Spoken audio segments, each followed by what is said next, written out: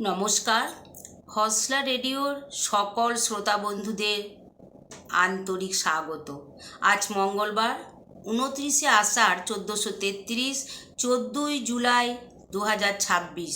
Hausla radio থেকে সংবাদ পাঠ করছি রীনা দত্ত।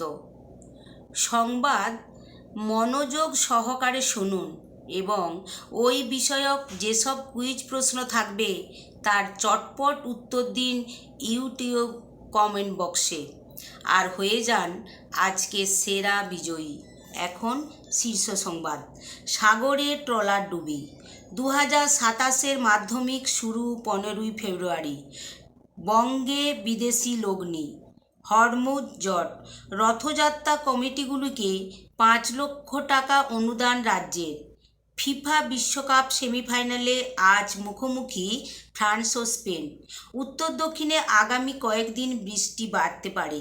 দূরপাল্লার ট্রেনে চুরি যাচ্ছে বেডরোল। ডায়াবেটিসের চিকিৎসায় নতুন দিগন্ত। গাছ কেটে উন্নয়ন নয়, সরিয়েই উন্নয়ন জাপানের। যাত্রা শুরুর 5 দিনের মধ্যেই গলে গেল অমরনাথের বরফের শিবলিঙ্গ। আরও থাকছে বিনোদন, খেলা ও আবহাওয়ার খবর। আসছি বিস্তারিত খবরে। বঙ্গোপসাগরে ডুবে যাওয়া ট্রলার থেকে উদ্ধার হলো মোট 9 জন মৎস্যজীবীর দেহ। এখনও খোঁজ নেই 6 মৎস্যজীবীর। গত 2রা জুলাই পূর্ব মেদিনীপুরের শঙ্করপুর বন্দর থেকে মাছ ধরতে রওনা দিয়েছিল জয় মা কালী নামের ট্রলারটি। 5ই জুলাইয়ের পর থেকে ট্রলারের সঙ্গে যোগাযোগ বিচ্ছিন্ন হয়ে যায়। তারপর টানা 8 দিন তল্লাশির পরে রবিবার ট্রলারটিকে বকখালি উপকূল থেকে প্রায় 35 কিলোমিটার দূরে বাঘের চরের কাছ থেকে উদ্ধার করা হয়। ইলিশের মরশুমে মর্মান্তিক এই দুর্ঘটনায় এক্স হ্যান্ডেলে শোক প্রকাশ করেছেন প্রধানমন্ত্রী নরেন্দ্র মোদী। মৃতদের পরিবারকে 2 লক্ষ টাকা ক্ষতিপূরণ দেওয়ার কথা ঘোষণা করেছেন তিনি। সোমবারই মুখ্যমন্ত্রী শুভেন্দু অধিকারীর নির্দেশে পূর্ব মেদিনীপুরের রামনগরের বিধায়ক চন্দ্রশেখর মণ্ডল কাকদ্বীপে পৌঁছে ময়নাতদন্ত ও শনাক্তকরণের তদারকি করছেন। তিনি বলেন, সরকার এই বিপদে পরিবারের পাশে আছে। পচন ধরে দেহ বিকৃত হয়েছে। পরিবারের লোকেরা চিনতে পারছে না, তাই ডিএনএ টেস্টের পর দেহ পরিবারের হাতে তুলে দেওয়া হবে। 2027-এর মাধ্যমিক শুরু 15ই ফেব্রুয়ারি। 2027-এর মাধ্যমিক পরীক্ষা শুরু হবে 15ই ফেব্রুয়ারি, চলবে 25শে ফেব্রুয়ারি পর্যন্ত। প্রতিদিন সকাল 10টা 45 থেকে দুপুর 2টো পর্যন্ত পরীক্ষা হবে। পরীক্ষা শুরুর প্রথম 15 মিনিট প্রশ্নপত্র দেখার সুযোগ পাবে পরীক্ষার্থীরা। 15ই ফেব্রুয়ারির প্রথম ভাষা, 16ই ফেব্রুয়ারি দ্বিতীয় ভাষা, 18ই ফেব্রুয়ারি ইতিহাস, 19শে ফেব্রুয়ারি ভূগোল, 22শে ফেব্রুয়ারি গণিত, 23শে ফেব্রুয়ারি ভৌতবিজ্ঞান, 24শে ফেব্রুয়ারি জীবন বিজ্ঞান, 25শে ফেব্রুয়ারি অপশনাল ঐচ্ছিক বিষয়। ফিজিক্যাল এডুকেশন, সোশ্যাল সার্ভিস এবং ওয়ার্ক এডুকেশন পরীক্ষার দিন পরে জানানো হবে।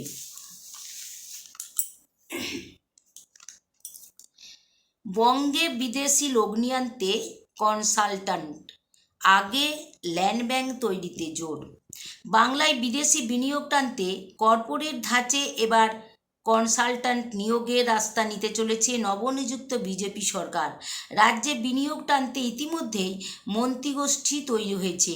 সোমবার নবান্নে অর্থ দপ্তরের কনফারেন্স রুমে ওই মন্ত্রীগোষ্ঠীর প্রথম বৈঠক হয়।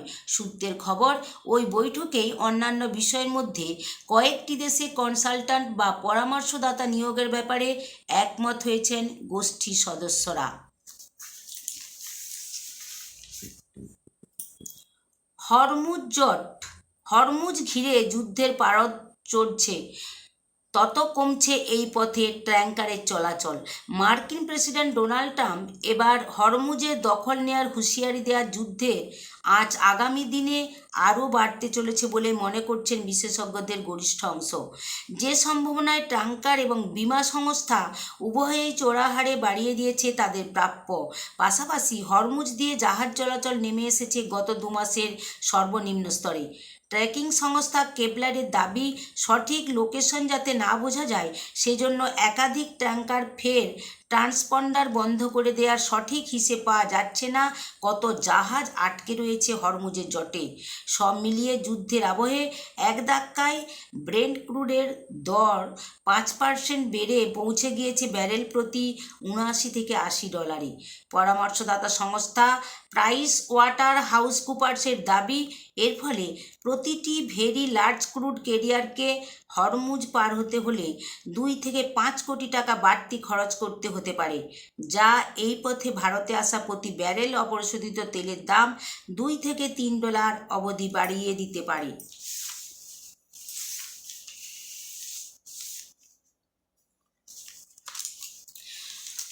উত্তর দক্ষিণে বৃষ্টি বাড়তে পারে আগামী কয়েকদিনে। কয়েকদিন বিরতি নেওয়ার পরে বাংলায় ফের সক্রিয় দক্ষিণ পশ্চিম মৌসুমি বাতাস। আগামী কয়েকদিনে উত্তর ও দক্ষিণ বাংলার দু প্রান্তেরই একাধিক জেলায় ভারী থেকে অতি ভারী বৃষ্টির পূর্বাভাস দিল আলিপুর আবহাওয়া দপ্তর। আবহাওয়া দপ্তর জানাচ্ছে, বঙ্গোপসাগর থেকে প্রচুর জলীয় বাষ্পের প্রবেশ এবং অনুকূল বায়ুপ্রবাহের জেরে আগামীকাল বুধবার পর্যন্ত পশ্চিমবঙ্গের বিভিন্ন জেলায় বিচ্ছিন্নভাবে ভারী বৃষ্টির সম্ভাবনা রয়েছে। 16 ও 17 জুলাইও দক্ষিণবঙ্গের কয়েকটি জেলায় ভারী বৃষ্টির পূর্বাভাস রয়েছে।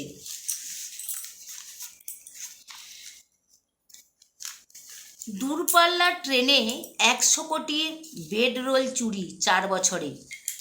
গত 4 বছরে দেশের বিভিন্ন রুটে চলাচলকারী দূরপাল্লার ট্রেনের বাতানুকূল কামরা থেকে গায়েব হয়েছে 100 কোটি টাকারও বেশি মূল্যের চাদর, বালিশ, হ্যান্ড টাওয়াল, বালিশের খোল, এমনকি বেডরোলের সঙ্গে পাওয়া কম্বলও।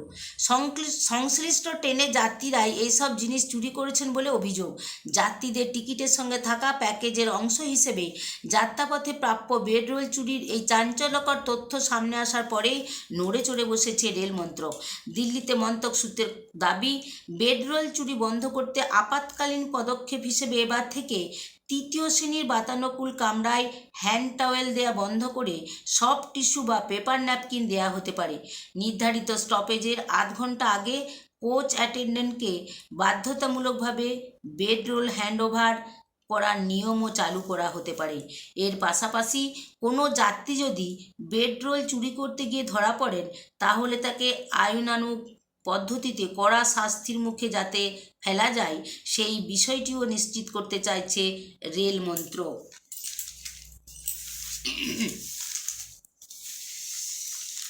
পরের খবর,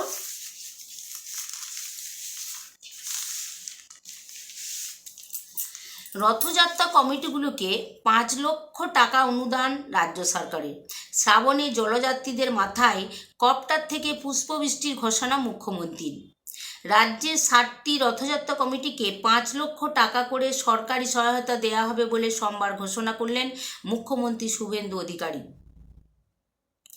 পূর্বতন সরকার যখন শুধু কয়েকজন ট্রাফিক পুলিশ পাঠিয়ে দায়িত্ব সেরেছে, তখন বর্তমান সরকার সরাসরি উৎসবে যোগ দেবে বলে কটাক্ষ করেন তিনি। শুধু রথযাত্রা নয়, শ্রাবণ মাসে পুণ্যার্থীদের জন্য বিশেষ ব্যবস্থার কথা জানান তিনি। এই পরিষেবা প্রদানের জন্য রাজ্যে 3টি মন্দিরকে বেছে নেওয়া হয়েছে। জলযাত্রীদের মাথায় হেলিকপ্টার থেকে পুষ্পবৃষ্টি করা হবে বলেও জানান তিনি। পরের খবর, ডায়াবেটিস চিকিৎসায় নতুন দিগন্ত, ভারতে এলো সপ্তাহে একবার নেয়ার ইনসুলিন। ডায়াবেটিস রোগীদের জন্য বড় স্বস্তি। প্রতিদিন ইনসুলিন নেওয়ার পরিবর্তে এবার সপ্তাহে মাত্র একবার ইনসুলিন নিলেই রক্তে শর্করার মাত্রা নিয়ন্ত্রণে রাখা সম্ভব।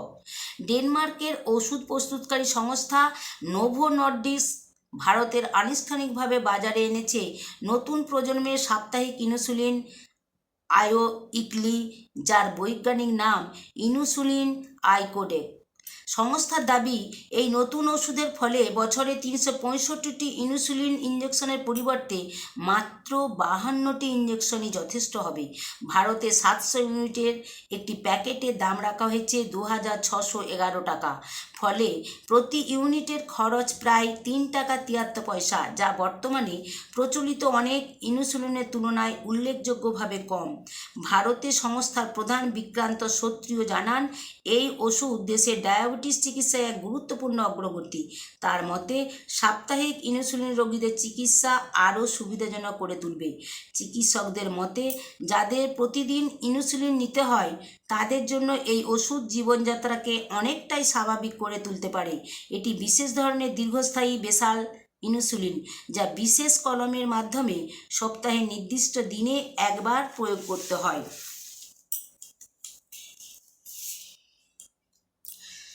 চলতি বছরের অমরনাথ যাত্রা শুরুর মাত্র 5 দিনের মধ্যেই সম্পূর্ণ গলে গেছে গুহার প্রাকৃতিক বরফের শিবলিঙ্গ বরফানি বাবা। এই ঘটনায় ভক্তদের মধ্যে হতাশার পাশাপাশি কারণ নিয়ে শুরু হয়েছে জোর বিতর্ক। কেউ এর পিছনে জলবায়ু পরিবর্তনের প্রভাব দেখছেন, আবার কেউ যাত্রা পরিচালনায় গাফিলতির অভিযোগ তুলছেন। 3রা জুলাই অমরনাথ যাত্রা শুরু হওয়ার সময় বরফের শিবলিঙ্গের উচ্চতা ছিল 5 ফুটেরও বেশি, তবে কয়েকদিনের মধ্যে তা দ্রুত গলে যায়। পরিবেশ বিশেষজ্ঞদের একাংশের মতে, অস্বাভাবিক উষ্ণ আবহাওয়া এবং তাপমাত্রা বৃদ্ধির ফলেই বরফের শিবলিঙ্গ দ্রুত গলে গেছে। শিবলিঙ্গ গলে যাওয়ায় বহু তীর্থযাত্রী হতাশ হয়েছেন। তবুও অমরনাথ যাত্রা নির্ধারিত সূচি অনুযায়ী 28শে আগস্ট পর্যন্ত চলবে বলে জানিয়েছে প্রশাসন।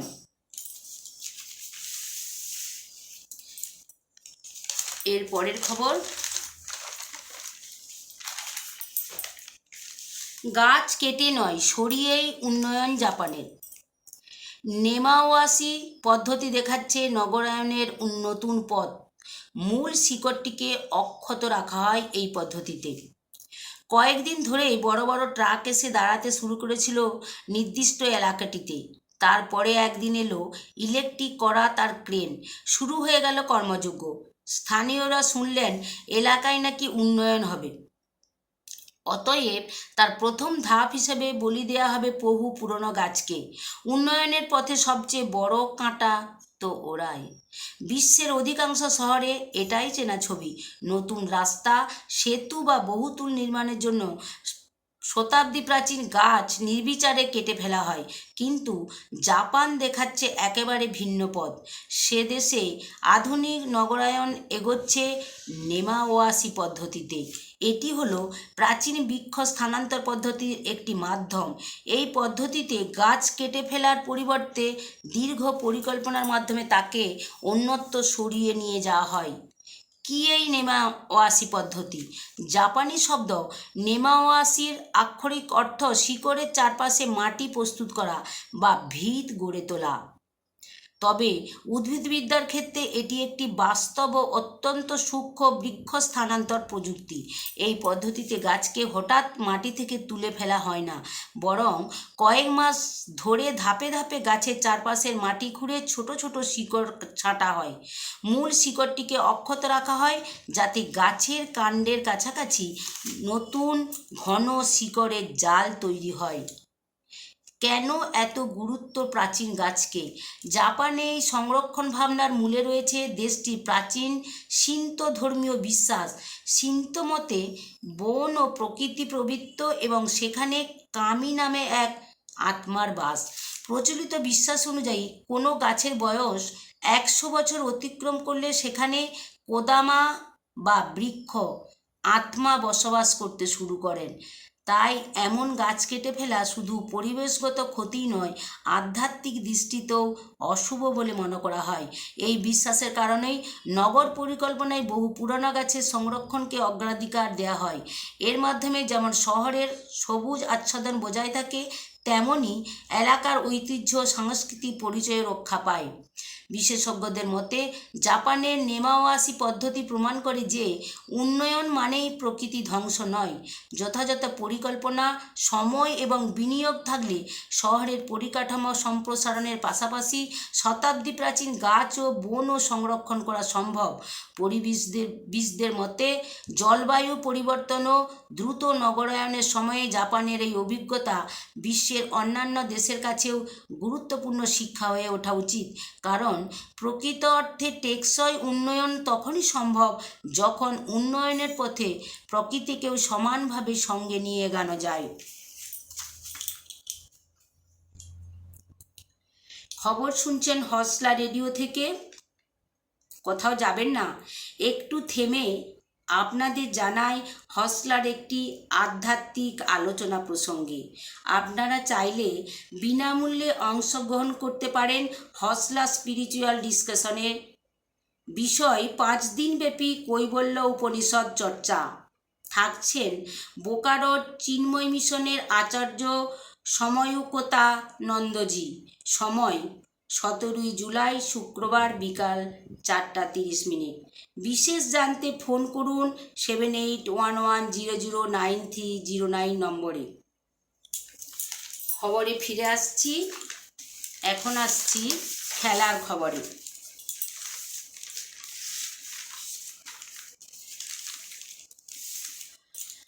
দুই যুগ পরে লর্ড ফের ভারতেরই। মেসির মায়া কাজল চোখে মেখে রাত জাগছে খেলার দুনিয়া। বিশ্বকাপ জ্বরে কাবু খেলা পাগল মানুষের মুখে মুখে ঘুরছে এমবাপে, হ্যারি কেন, ইয়ামালদের নামও। উইম্বলডন জেতার পরে রোজার ফেডারারের ঘাসের রাজ্যে সিনার সাম্রাজ্যের বিস্তার নিয়েও চর্চা রয়েছে লন্ডনে। এসবের মাঝে যেন মেঘে ঢাকা তারার মতো হয়েছিল হরমনপ্রীত কৌর, স্মৃতি মান্ধানা, রিচা ঘোষদের লর্ডসের বুকে খেলা প্রথম টেস্ট। সোমবার সেই লর্ডসের আকাশে মেঘের বুক চিরেই ঘটে গেল ইতিহাসের নতুন সূর্যোদয়। লর্ডসে খেলা প্রথম মেয়েদের টেস্টে ইংল্যান্ডকে 270 রানে উড়িয়ে জয় মেয়েদের টিম ইন্ডিয়ার। কত স্বপ্নের রোদ উঠেছিল এই লর্ডসের সবুজ ঘাসে, কত স্বপ্ন আবার ঢেকে গিয়েছিল ব্যর্থতার মেঘের আড়ালে। 83 লর্ডস দেখেছিল কপিল দেবদের বিশ্বজয়। 2002 সালের ন্যাট ওয়েস্ট ফাইনালে ইংল্যান্ডকে হারিয়ে সৌরভ গঙ্গোপাধ্যায়ের জার্সি ওড়ানো এই লর্ডসের ব্যালকনিতে। ঘটনাচক্রে সেও ছিল 13 জুলাই। 2 যুগ পরে হরমনপ্রীত কৌরের টিমের এক টেস্টের সিরিজ জয়ে আবার তেরঙ্গা উঠল লর্ডসে।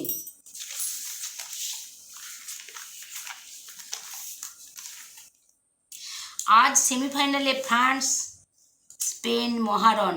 ফিফা বিশ্বকাপ 2026 বিশ্বকাপ সেমিফাইনালে ইউরোপের 2 মহাশক্তির মহারণ। বিশ্বকাপের মঞ্চে কিছু ম্যাচ থাকে যেগুলো শুধু একটি ফুটবল ম্যাচ নয়, সেগুলো হয়ে ওঠে ইতিহাস, দর্শন আর প্রতিভার সংঘর্ষ। 2026 ফিফা বিশ্বকাপের প্রথম সেমিফাইনালে ঠিক তেমনই এক লড়াইয়ে মুখোমুখি ফ্রান্স ও স্পেন। একদিকে দিদিয়ের দেশমের গতিনির্ভর বিধ্বংসী ট্রানজিশন ফুটবল, অন্যদিকে লুইস দে লা ফুয়েন্তের নিয়ন্ত্রিত পজিশনাল প্লে, বলের দখল আর নিখুঁত সমন্বয়ের শিল্প।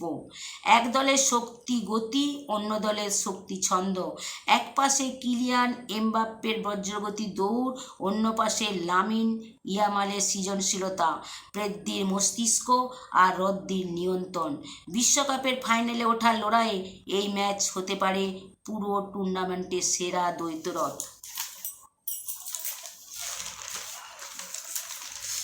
আসছি বিনোদনের খবরে। জুরাসিক পার্ক খ্যাত স্যাম নিল প্রয়াত। ক্যান্সার মুক্ত হয়েছিলেন কয়েক মাস আগেই। প্রায় 3 বছরের কঠিন লড়াইয়ের পরে মারণ রোগকে হারালেও শেষ রক্ষা হলো না। সোমবার শেষ নিঃশ্বাস ত্যাগ করলেন স্যাম নিল। জুরাসিক পার্কের অ্যালান গ্রান্টের চরিত্রের সুবাদে তাকে চিনেছিল গোটা বিশ্ব। তবে সেই বিখ্যাত চরিত্র ছাড়াও দ্য পিয়ানো, পিকি ব্লাইন্ডার্সের মতো একাধিক মনে রাখার সিনেমা সিরিজে কাজ করেছেন নিউজিল্যান্ডের অভিনেতা। তার বয়স হয়েছিল 78 বছর। হেমার বায়োপিকে দীপিকা। নিজের জীবনের উপরে যদি কোনো দিন বায়োপিক তৈরি হয় তাহলে সেই ছবিতে দীপিকা পাডুকোনকে দেখতে আপত্তি নেই হেমা মালিনীর। বরং বলিউডের ড্রিম গার্লের মতে দীপিকা এই চরিত্রের জন্য যথাযথ পছন্দ হতে পারেন। মুম্বইয়ে তার সিনেমা জীবনের 60 বছর পূর্তি উপলক্ষে আয়োজিত বিশেষ অনুষ্ঠানে হেমাকে প্রশ্ন করা হয় তার চরিত্রে কাকে দেখতে চান। উত্তরে তিনি বলেন, দীপিকা যদি করতে চায় অবশ্যই করতে পারে, ও খুব সুন্দর এবং প্রতিভাবান অভিনেত্রী। এখন আসছি আবহাওয়ার খবরে। আজকে সর্বোচ্চ তাপমাত্রা 31.4 ডিগ্রি সেলসিয়াস, সর্বনিম্ন 28.9 ডিগ্রি সেলসিয়াস। আজকের মতো সংবাদ পাঠ শেষ করছি। নমস্কার।